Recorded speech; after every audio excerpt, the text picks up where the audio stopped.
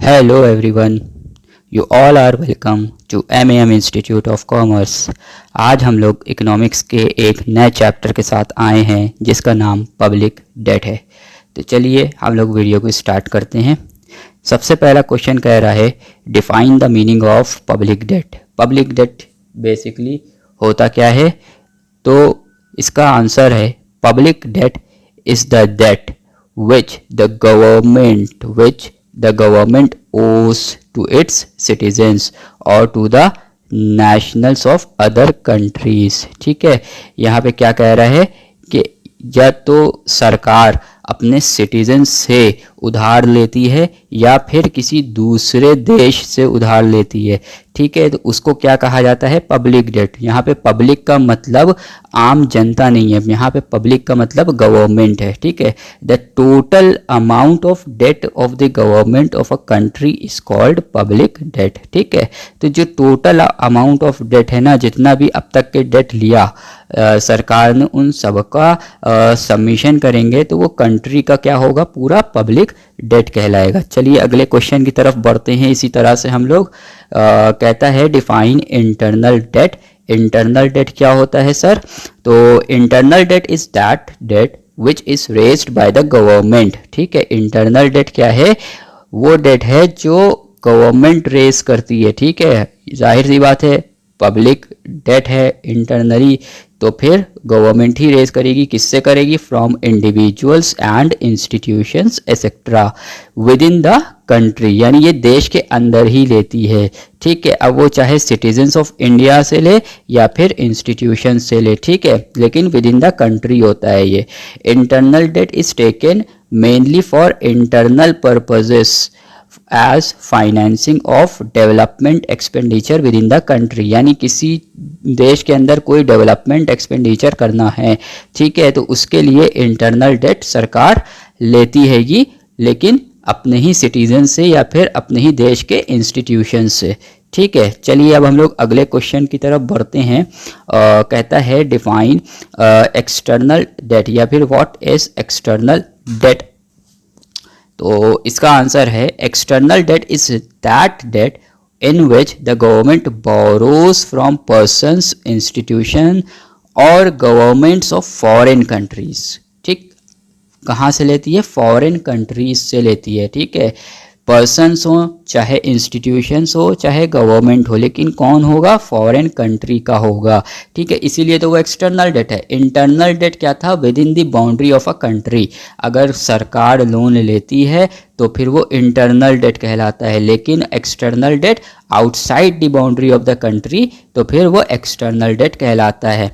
ठीक, internal debt किस लिए लिया गया था? For the development expenditure. ठीक है, अब हम लोग आगे बढ़ते हैं। कहता है कि external debt is taken for both development purpose and for meeting the balance of payment deficit. ठीक है, balance of payment, sir balance of payment आपका क्लास 12th का टॉपिक है, वहाँ पे आपको पढ़ाया जाएगा बैलेंस ऑफ पेमेंट होता क्या है और उसमें डेफिसिट किस तरीके से आता है और उस डेफिसिट को किस तरीके से पूरा किया जाता है। ठीक है सर, चलिए अगले क्वेश्चन की तरफ बढ़ते हैं। कहता है define productive debt. Productive debt क्या होता है? Debt is said to be productive when it is used to finance a project which brings revenue to the government. क्या करेगा ये डेट? ये वो डेट होता है जिससे क्या होता है? गवर्नमेंट रेवेन्यू जनरेट करती है, इसलिए इसका नाम क्या पड़ गया? प्रोडक्टिव डेट, यानी ये कुछ प्रोड्यूस करके देता है। ठीक, the income earned from these projects is enough to pay the interest of the loan. ठीक है, इसमें इतना इनको इनकम हो जाती है कि उससे क्या ये पे कर पाते हैं? लोन के ऊपर जो इंटरेस्ट होता है गवर्नमेंट उसको आराम से पे आउट कर ले जाती है, अलॉन्ग विद द प्रिंसिपल। ठीक, प्रिंसिपल अमाउंट आपको पता है, लोन अगर हम लेते हैं तो दो हिस्से होते हैं उसके अंदर, एक इंटरेस्ट होता है और दूसरा प्रिंसिपल अमाउंट होता है। ठीक है, तो इतनी अर्निंग हो जाती है प्रोडक्टिव डेट के अंदर कि वो आराम से इंटरेस्ट भी दे देती है प्लस प्रिंसिपल अमाउंट भी दे देती है। For instance loan used for construction of railways irrigation. ठीक है, ये जो लोन लिए जाते हैं रेलवेज के कंस्ट्रक्शन के लिए या फिर आपके इरिगेशंस के लिए, तो फिर इनको प्रोडक्टिव डेट कहा जाता है। ठीक है सर, चलिए अगले क्वेश्चन की तरफ बढ़ते हैं। अगला क्वेश्चन क्या कह रहा है? ये कह रहा है व्हाट इज अनप्रोडक्टिव डेट। ठीक, तो अनप्रोडक्टिव डेट क्या होता है? तो unproductive loan refers to those loans which are incurred on those projects which do not yield any income। ठीक है, क्या होता है? प्रोडक्टिव में क्या था? इनकम जनरेट करके दे रही थी सरकार को। अनप्रोडक्टिव में क्या है? कोई भी इनकम जनरेट यहाँ पे नहीं होती है। ठीक है, such loan do not add to the productive capacity of the economy. ठीक है, यहाँ पे ये लोन लेने के बाद हम लोग की प्रोडक्टिव कैपेसिटी देश की बढ़ती नहीं है। For instance loan taken to finance war. ठीक है, अगर हमें वॉर को फाइनेंस करना था तो हमने उसके लिए क्या किया? लोन ले लिया। ठीक है, तो अब वो लोन जो लिया गया है वो वॉर के लिए लिया गया है, तो वहाँ तो डिस्ट्रक्शन होगा। ठीक है, जब लड़ाई होगी तो वहाँ तो डिस्ट्रक्शन होगा। ठीक है, वहाँ पे हमें किसी भी तरह से बेनिफिट नहीं मिलेगा। ठीक है, इसलिए ये अनप्रोडक्टिव डेट कहा जाता है। अच्छा सर, एक बहुत इम्पॉर्टेंट बात है कि इंटरनल और एक्सटर्नल डेट के बीच में डिफरेंसेस भी 2 मार्क्स में पूछ लिए जाते हैं, प्लस प्रोडक्टिव और अनप्रोडक्टिव डेट के अंदर भी 2 मार्क्स के डिफरेंसेस पूछे जा सकते हैं। इस चीज़ के लिए आप लोग बिल्कुल तैयार रहिएगा। तो चलिए इसी बात पे अब हम लोग आगे बढ़ते हैं और अपने अगले क्वेश्चन की तरफ नज़र करते हैं। क्या कहता है? Define redeemable debt. Redeemable debt क्या होता है सर? तो redeemable debt is that which is repayable by the government. क्या होता है? ये रीपेएबल होता है। ठीक है, इसको सरकार क्या करती है? रीपे कर देती है after a fixed period of time. एक पर्टिकुलर पीरियड ऑफ टाइम के बाद सरकार इसको रीपे कर देती है। फॉर एग्जाम्पल कह दीजिए, अगर आपके सरकार ने 2 साल के लिए लोन लिया था, तो 2 साल जब पूरे हो जाएंगे तब फिर सरकार उस लोन को क्या करेगी?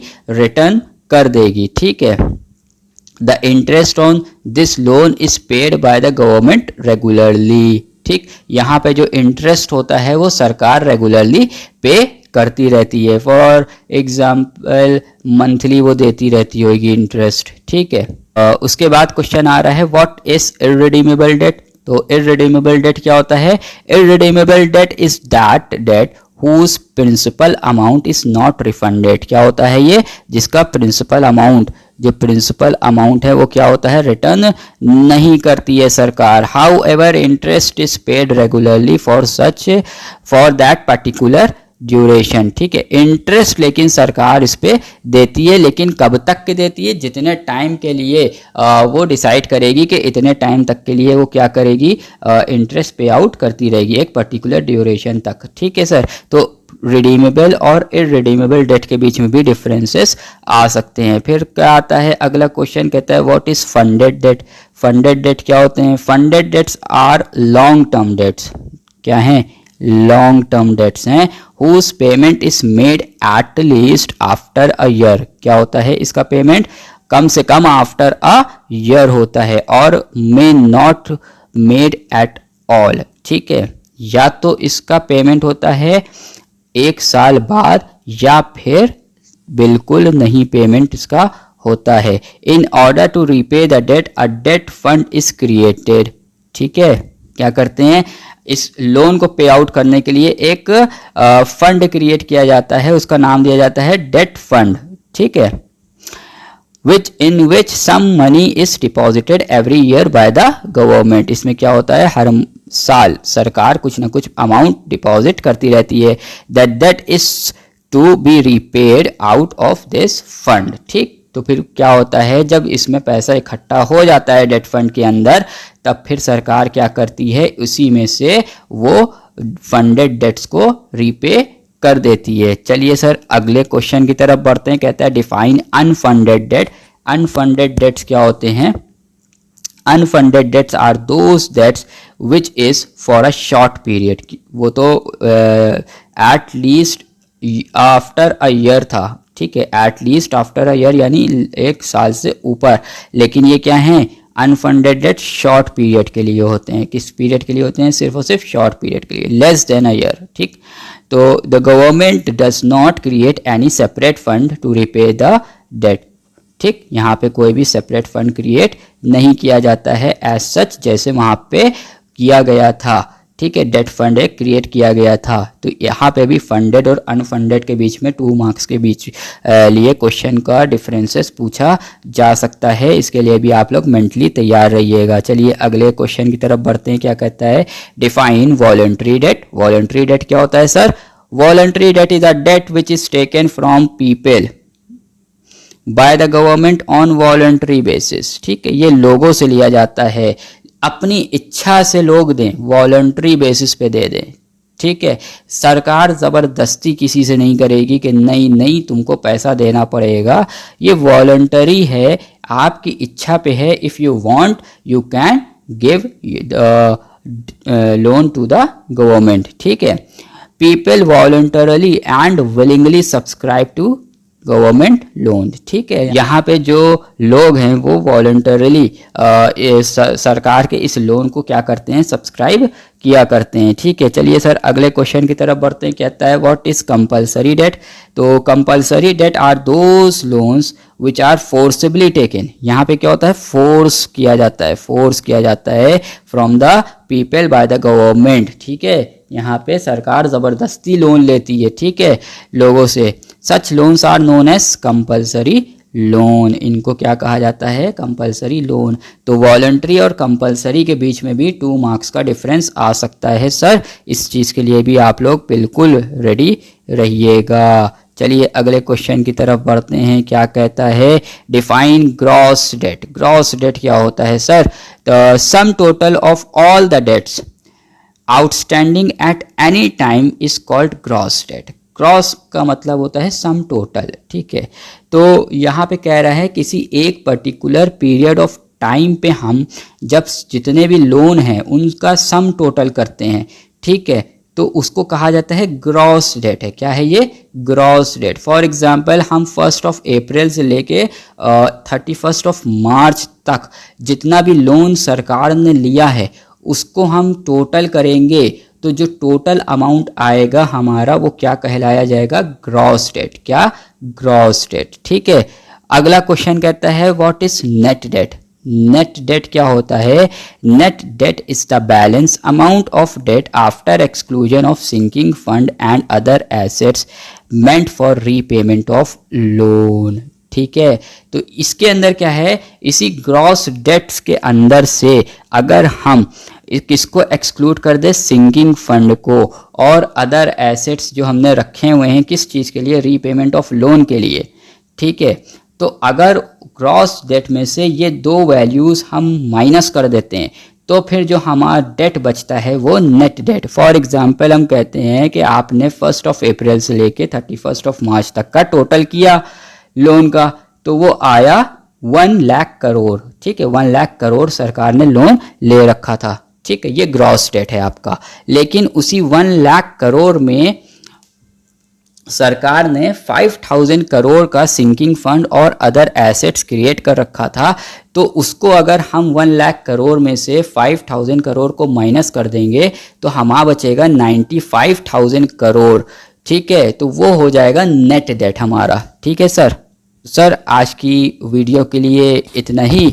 ये चैप्टर हमारा यहाँ पे फिनिश होता है। आई होप कि वीडियो आपको पसंद आई होगी, कॉन्सेप्ट्स क्लियर हुए होंगे। ठीक है, और कोई क्वेश्चन है, कोई क्वेरी है, कोई फीडबैक है, आप अपना कमेंट सेक्शन का यूज़ कर सकते हैं। मैं अवेलेबल हूँ, मैं वहाँ पे आपको ज़रूर से ज़रूर जवाब दे दूँगा। प्लस चैनल सब्सक्राइब ज़रूर करिएगा, वीडियो को लाइक करिएगा, क्योंकि यही मेरा मोटिवेशन है। ठीक है सर, बड़ी मेहनत लगती है आपके लिए नोट्स तैयार करना, प्लस उसके बाद वीडियो रिकॉर्ड करना, एडिट करना, रिव्यू करना एंड ऑल सच थिंग्स। ठीक है सर, तो आई होप कि आप लोग चैनल को सब्सक्राइब भी करेंगे और वीडियो को लाइक भी करेंगे और अपने फ्रेंड्स के साथ शेयर करेंगे, ताकि उनको भी इस चीज़ से बेनिफिट पहुँच सके। मैं कोशिश पूरी ये करता हूँ कि आसान से आसान लैंग्वेज में आपको ये सारे टेक्निकल टर्म्स को समझा सकूँ और आपको अंडरस्टैंडिंग भी इन सब चीज़ों की हो जाए। मैं आपको आइडिया भी देने की कोशिश करता हूँ कि भाई देख लो यहाँ पे ये क्वेश्चन इस तरीके से है, ये 2 मार्क्स में इस तरीके से भी आ सकता है, 5 मार्क्स में इस तरीके से आ सकता है, या डिफरेंस के बीच में भी आ सकता है, और कौन से वो टर्म हैं जिसके बीच में डिफरेंसेस आ सकते हैं। ठीक है, मैं हर चीज़ क्लियर आउट करता हुआ रास्ते में चलता हूँ जब पढ़ा रहा होता हूँ। ठीक है, तो प्लीज़ प्लीज़ प्लीज़ लाइक करिएगा वीडियो को, सब्सक्राइब करिएगा चैनल को, और अपने फ्रेंड्स के साथ ज़रूर शेयर करिएगा। और कोई भी क्वेरी हो बेझिझक आप अपना कमेंट सेक्शन का यूज़ कर सकते हैं, हम अवेलेबल रहेंगे आपके जवाब के लिए। Thank you so much, till then good bye.